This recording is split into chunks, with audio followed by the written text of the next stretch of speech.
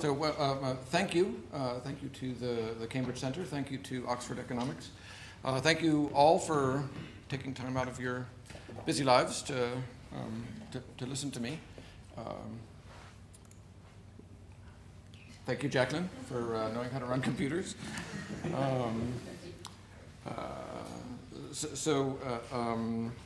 This is a talk on system-wide commonalities in market liquidity, I'll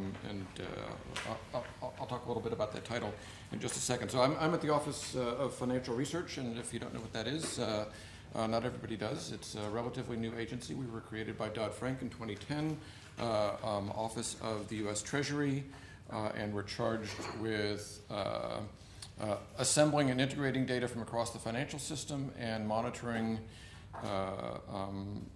financial systemic risk and doing analysis on behalf of the Financial Stability Oversight Council. So we're looking for the systemic angle in everything we do. That's important to us. One of the nice things about working at OFR is that as a researcher, you never have to think very hard about what is going to be a relevant and significant research question. The questions come to us, literally. Other regulators will come to us. People within the office will come to us and say, this is a pressing issue, figure it out. And that's sort of what happened here. Our director, Dick Berner, came to the research team a couple years ago and said, everyone's talking about liquidity. We need to have some analysis in that area. So I mentioned that we focus on systemic effects in everything we do. So as we sat down to think through this problem, one of the considerations was, can we measure liquidity on a system-wide basis? So a lot of studies will focus on the equities market or the bond market, what have you. We would like to do it system-wide. And that sort of implies the next word there, commonalities. When you're looking system-wide, we're going to be looking for common patterns across the system, and we're going to need some technology for that. And then lastly, market liquidity. I'll talk a little bit more about that in a second, but we wanted to work on a data-rich problem. So market liquidity, which is sort of subsumes the markets for all asset classes, certainly qualifies there. There are a very large number of assets. I should also give a shout out, thanks to my co-authors, John Lichty, he's a professor at Penn State University, part-time visitor at the OFR, and Tom Piantek, who is a full-time colleague. Yeah. All right, so I've got to say this. Views and opinions expressed with those of the authors not necessarily represent official OFR or Treasury positions or policy. That's boilerplate, but in this case, it is significant. And so this is a research project still, most of my research projects try to look for an avenue that at some point might become useful as a production implementation. This is not there yet, so we're still at the research stage. And in fact, there's a working paper out on the OFR website you can download. We're in the process of revising that. We've got we got rejected by a journal, but we got some meaty comments, and we're revising those in. All right. Liquidity measurement. Why do we care? I said that the relevant questions come to us. This one should be mostly familiar to the folks in this room. Liquidity is basically about converting your assets to cash and doing it in a relatively cost-efficient way. And in line with the themes of this workshop, there is this systemic aspect to liquidity. So well, first of all, we're mostly not interested in liquidity per se. We're interested in illiquidity, the times when things go wrong. And there's this catastrophic aspect or element in illiquidity episodes that I think the basic problem is that you can't default just a little bit. So if I owe money to everybody in this room and I default to Danny, first of all, everyone else is going to go on high alert. But more importantly, that's probably going to trigger cross-default clauses in all these other contracts. And so being a little bit in default is like being a little bit pregnant. It's hard to maintain that boundary. And so we see these illiquidity episodes. They're partly cause and partly effect of market stress. But there's almost always some element of illiquidity in a stress event, and understanding the dynamics is, we think, going to be really useful. We're not alone in that, so one of the things I did starting out, I said, well, if I'm going to study liquidity, I should go read all the key papers on this. Well, it's not possible. It is physically, not humanly possible to read every paper that's been written on liquidity. There are just far too many. Journal of Financial Economics, basically every issue has at least one paper there. We've been reading them piecemeal. But one of the things, or three of the things that come out of that literature are these three challenges. And I think it's why it's such an attractive topic for economists, is that it's a really hard problem. So it's latent. You don't get to see illiquidity typically until it's upon you.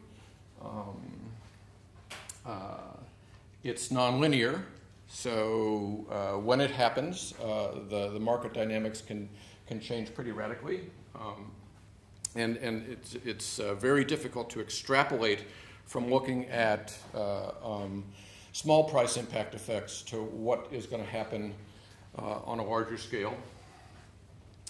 And it's emergent, so it is a system-level property. So the liquid markets tend to attract more participation. Illiquid markets tend to scare participants away. So there's a network effect there, and the whole is more than the sum of the parts. This picture is our rendition of Adrian and Brunemeyer's market liquidity and funding liquidity paper, and it'll give you a sense of the structure of the rest of the talk. There are a lot of moving parts in this talk, so I'm going to sort of skim over the high points with pictures, but you can download the working paper and get the details. All right, what Adrian and Brunemeyer do is they make a distinction between market liquidity and funding liquidity. And it's based on the role of intermediary institutions, big banks typically, in the process. So on the left-hand side here, you've got all these markets, and this is an extensible list. That's a key point. And you've got these financial institutions in the middle that participate in those markets. And then in the back end, on their treasury desks work to in the wholesale funding markets to fund the institutions on a daily basis. And then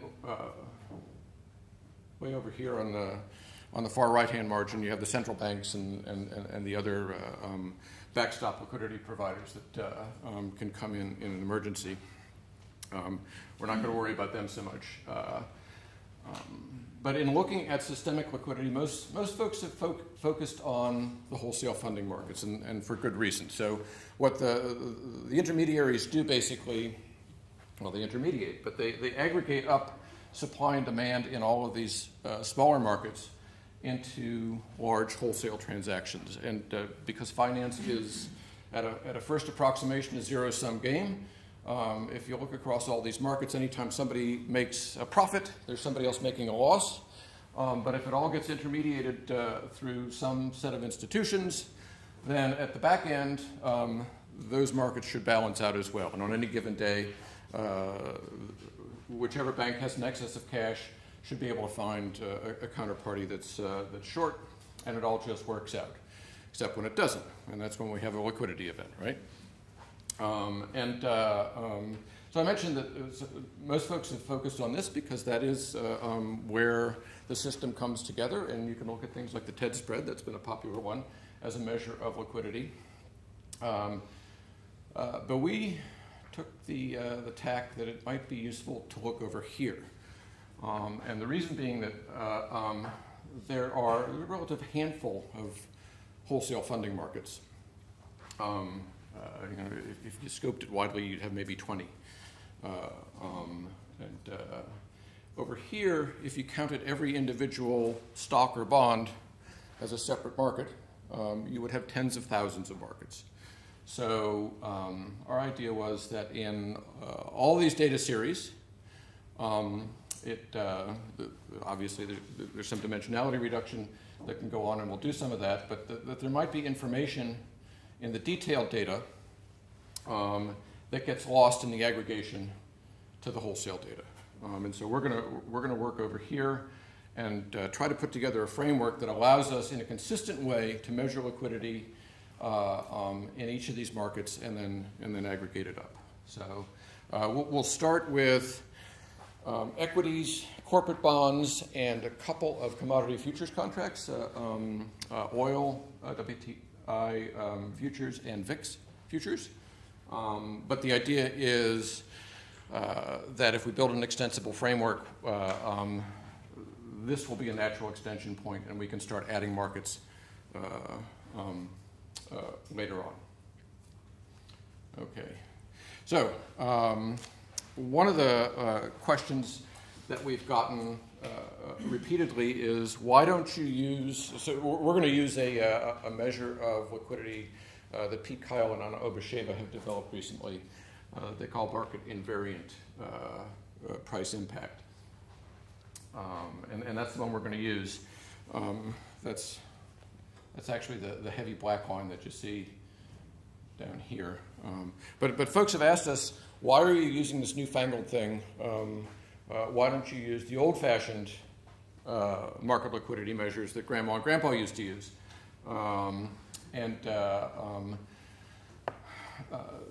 This picture is an example of why those measures are challenging. And we've just picked four of the competitors here. So you see the red line here, that's Kyle's Lambda from his 1985 paper. The other one that sort of follows the secular trend down here is log volatility. That's sort of a market rule of thumb. Volatility and turnover frequently get used. And then the other two, which sort of hover along the bottom here, Amihud's measure and Roll's implied spread, they stay along the bottom because we've scaled the graph so that all the points appear. And what you see with Amihud and Roll's implied spread are these occasional transient but very large spikes. That's basically a statistical artifact of the fact that these are measures that are they're daily measures. So you take contemporaneous daily inputs and you do a little bit of algebra and you get a measure. Well, the world's a messy place, and occasionally one of these inputs will just go off screwy, and your calculated statistic will spike. These things based on daily measures can be very spiky.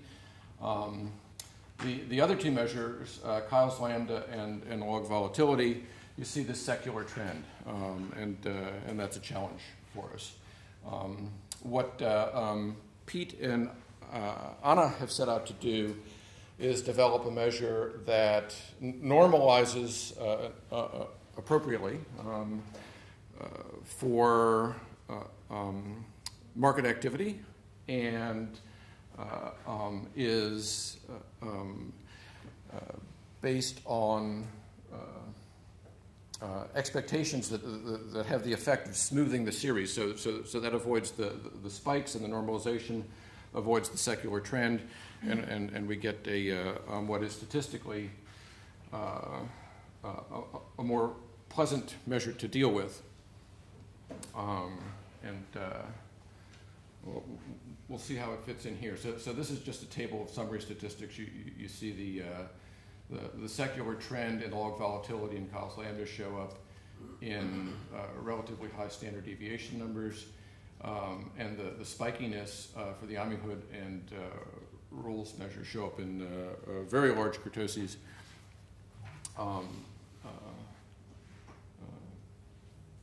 And then down at the bottom here, I've identified the 4 requirements that we imposed on ourselves for picking a liquidity measure, and Kyle and Obasheva satisfy all 4. So it's got to be feasible. So we're thinking system-wide.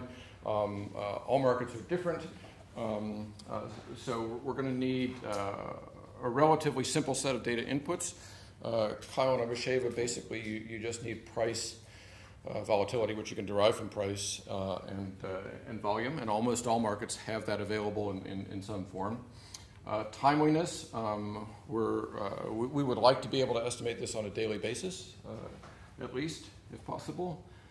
Comparability, so system-wide means we're going to be integrating from across the system. We want something that is measured comparably across markets and over time. And granularity, we'd like to be able to aggregate or disaggregate if we need to do attribution analysis. And we'll be able to do all 4 of those things with this measure. Okay, this is what it looks like. So I mentioned that there's some foundational thinking that underlies this. There's a very nice paper, fairly technical, where they set out an equilibrium framework from which they derive this formula. And I think the thing that gets people here are these weird cubic exponents. And I'll talk more about those in a second. From our perspective, though, we're not really worried so much about the theoretical foundations. They're great to have. The nice thing for us is that you get a nice one-line reduced form equation that calculates liquidity for you, and it's got these relatively simple inputs. Again, price, volume, and volatility are the biggies.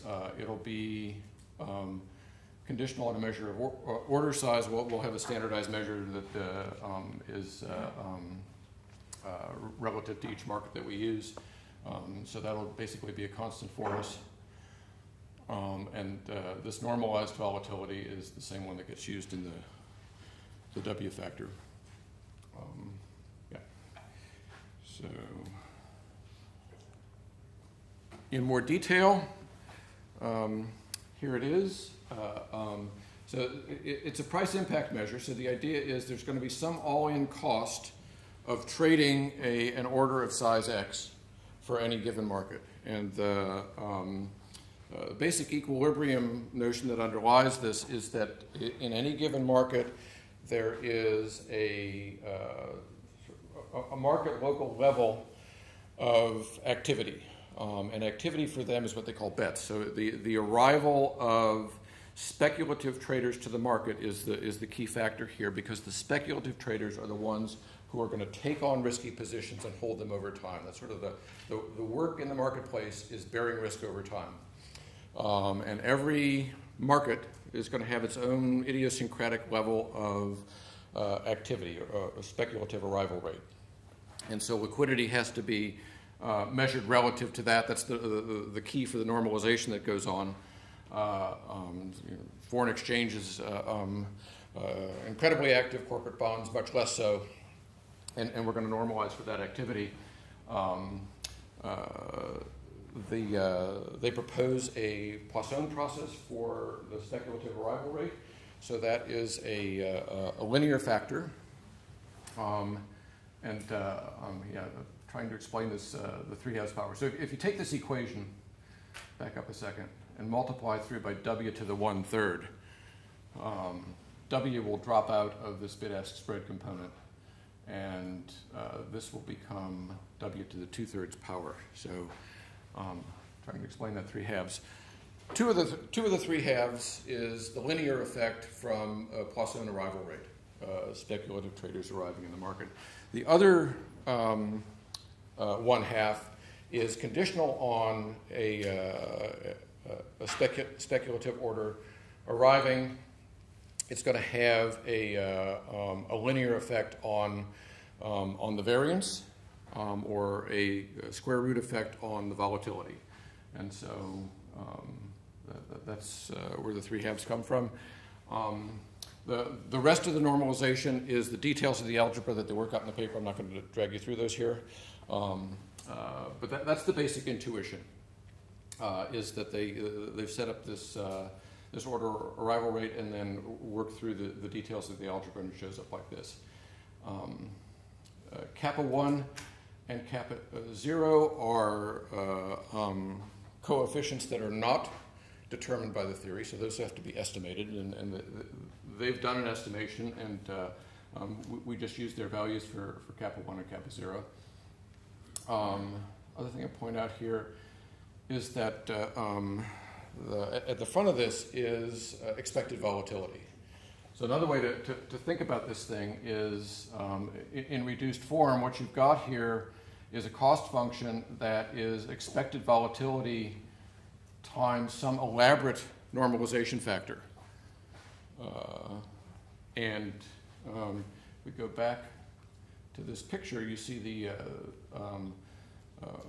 effect of that, right? Log volatility is this series here. A simple log volatility. When you do the appropriate normalization, that collapses down to the Kyle-Novasheva measure down there. So that's the effect of the normalization. Yeah, I guess I don't have much else to say about that. But that's the measure we're going to use. We will estimate that, again, for equities, corporate bonds, and two different flavors of futures contracts at different maturities. Here's an example. This is so this is CRISP SIC6. So those are financial equities. We've basically taken average prices and total volume for financial sector equities. The blue line there is the estimated Kyle-Novasheva measure, and that's over a 10-year period starting in 2004. So you see the crisis right in the middle of that. So a big spike in price impact there. What we're going to do, given, so we calculate this for the various markets, and we're going to now look for latent structure in this time series. And so we're going to fit a hidden Markov chain to this, and that is what the green line is. Turns out, so when you run these models, this is John's expertise, but the number of states is endogenous. You'll let the data tell you what the appropriate number of states should be. Turns out that when we ran it on our data for almost all of our series, so we did some aggregation on the equities and the bonds by industry type, and we ended up with 33 series overall. Out of the 33 series, almost all of them wanted to be 3 states. Okay, so what you get is a high liquidity state, which is sort of the routine state of affairs. The markets are functioning well. In the crisis, you get the opposite extreme. Things go bad. And then you need typically just one more state in the middle to handle the nonlinearity in the response. And that's enough. We had 2 series that wanted to be 2 states, and we said, well, you can have a 3rd state for free, just don't use it. And then we had 1 series that wanted to be 4 states, and we said, you're not popular enough to be different. You're going to be 3 states, because it's sort of a practical judgment call. So we're using 3 states across the board here, and we have a lot more pictures like this, but they all have a similar flavor. All right, when you estimate the hidden Markov chain, it's going to identify that there are 3 states for every series, and it's going to assign for every day in the data a probability that that market is in each of the 3 states. And this is what we see here is the cross-sectional average across all 33 of our markets of those probabilities. So blue is the probability that you're in the high liquidity state, the sort of the good routine state of affairs. Red is the bad stuff, so you see the price impact and the crisis there. And then the yellow is the intermediate states probability. I call this the Dr. Seuss picture. That's for a reason, so we use primary colors. Because I learned in kindergarten that if you take primary colors, you can make any other color. 5 minutes? Okay. And this is how we're going to use them. So we now disaggregate instead of averaging across all the markets.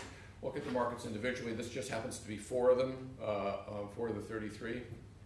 And we've taken a short window in the crisis here.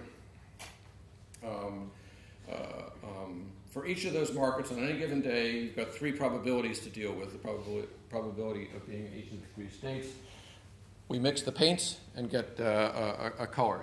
So you can see they're thin vertical stripes. Each of those corresponds to a day. For the most part, the model tends to really hone in on one state, but occasionally you'll see you get a green day or a pink day or purple day. There is the full picture. That's all 33 markets over the full period from 2004 when the trace data started coming in to early 2014. A couple things to emphasize. One is sort of the obvious unpleasantness that happens in late 2008.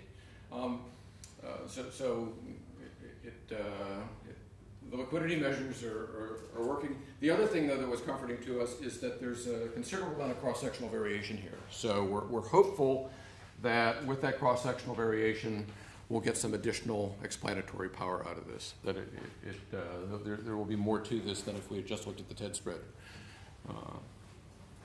and not gone to all this trouble. All right, so next step. So at this point, we sort of have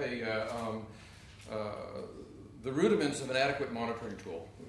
We can estimate the probability of being in liquidity states on a daily basis. Now we want to try to extract the patterns. See, are there any system-wide commonalities? And so we're going to force the Markov chains into specific probabilities for each day. So if it wants to be in between states, we won't let it. And then we're going to fit a Probit model to the data to try to explain these signals across the 33 series. This is what the Probit model looks like. The basic idea is that we wanted to take a set of variables, and you see them listed here. These are going to be our explanatory variables in the Probit. Things that are available on a daily basis, come out of the financial markets, and are, roughly speaking, system-wide variables.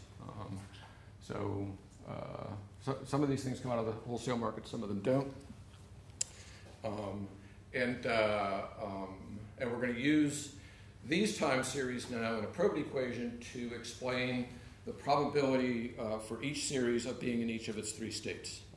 And I won't drag you through the details, but we aggregate across the series to get a system-wide probability for each of the 3 states, and that's what goes into the Probit equation.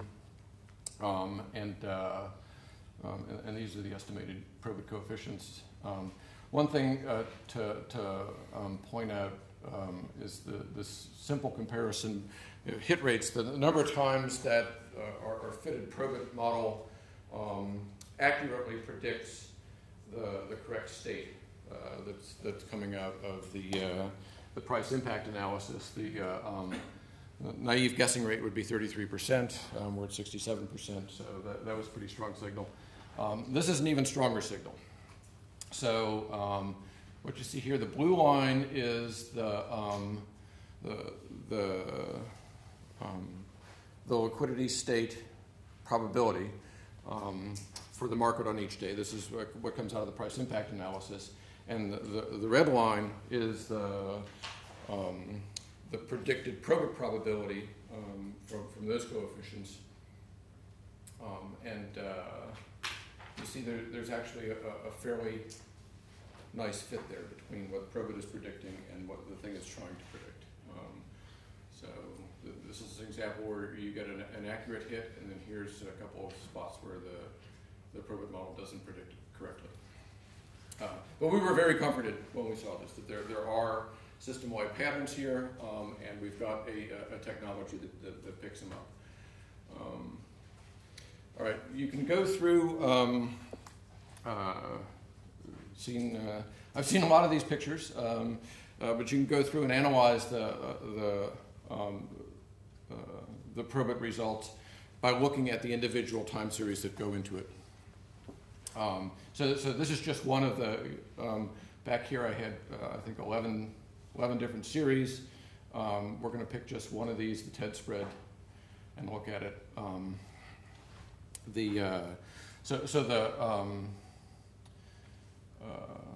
The blue line here is the TED spread over time, so you can see it most cleanly in this bottom one. So TED spread stays very low for most of the sample period, and the probability of being in the bad state similarly stays very low through most of the period. This juncture is August of 2007, when Paribas couldn't price their MBS, and you see the TED spread jumps up a bit there, and then this next jump here is Lehman, and at that point the probability of being in the bad state jumps with it. The thing to emphasize in this picture, I think, is that differential there. So the Probit model is predicting a higher TED spread than we actually see, and we interpret that as the policy response. So the Probit model isn't smart enough to know that the Fed's going to step in and do something that it has never done before, and so the Probit overpredicts.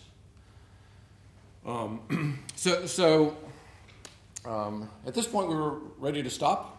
But about a year ago, we presented at an OFR conference, and our discussant, Thomas Peltonen, said, this is great. It would be really nice if you could predict liquidity, though. Interesting point. So as financial economists, we thought, well, that's silly. It's financial markets. You can't predict anything. And it turns out not to be quite true. So, because we're not trying to predict prices here, mind you, we're trying to predict liquidity. So there's no market efficiency argument about liquidity. Turns out, let me jump over this slide since I'm running out of time. There's a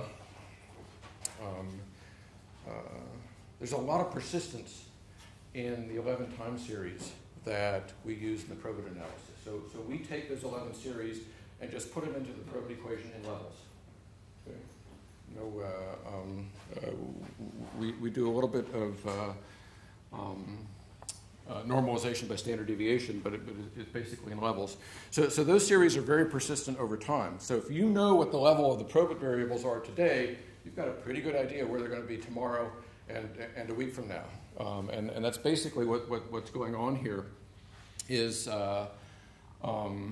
you can use that persistence to do not just one step ahead liquidity prediction, you can do it a couple weeks ahead. So these are pictures for what we did was we fitted the Probit equation through April of 2007. That's right, no, June 2007. We fit it through June 2007 and then froze those coefficients there. So we're not going to let the coefficients change. We don't want them to somehow be contaminated by the crisis in ways we don't understand. But then we're just going to roll that estimation forward using those coefficients and the updated data. The other thing we're doing here is we're using the Probit now not to predict contemporaneous liquidity, but to predict the liquidity states 15 days in advance. And one of the things that happens is when you get 15 days out, the Probit model, all of the local noise sort of goes away, and it really tends to one state or another, and that's what you see here is, let me jump one more slide. This is data set combined bonds and equities. We didn't use the futures in this. But here at this point in August of 2007, you see the Probit model jumps to predicting the bad state, the high illiquidity state, and it pretty much stays there through the crisis.